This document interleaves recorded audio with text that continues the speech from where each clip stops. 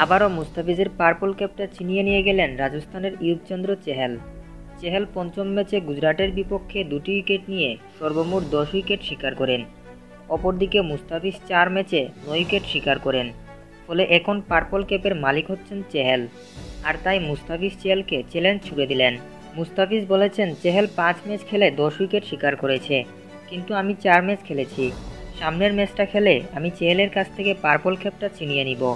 আমার 9 উইকেটের জায়গায় 10 উইকেট থাকতো, কিন্তু ধোনি ভাইয়ের ক্যাচ মিসের কারণে আমার 10 উইকেট পাওয়া হয়নি। না হলে আমারও চেহেলের মতো 10 উইকেট থাকতো। আমাদের আগামী ম্যাচটা মুম্বাইয়ের বিপক্ষে, তাই খুব সহজেই আমার পঞ্চম ম্যাচে 2 উইকেট নিয়ে চেহেলের কাছ থেকে ক্যাপটা আবার ছিনিয়ে নিব। সবাই আমার ও আমার দলের জন্য দোয়া করবেন। ধন্যবাদ সবাইকে। তো ভিউয়ার্সরা, এই ছিল আজকের ভিডিও কেমন লেগেছে তা অবশ্যই নিজের কমেন্ট বক্সে লিখে জানাবেন। আর চ্যানেলে নতুন এসে থাকলে অবশ্যই চ্যানেলটিকে সাবস্ক্রাইব করে রাখবেন। ধন্যবাদ সবাইকে।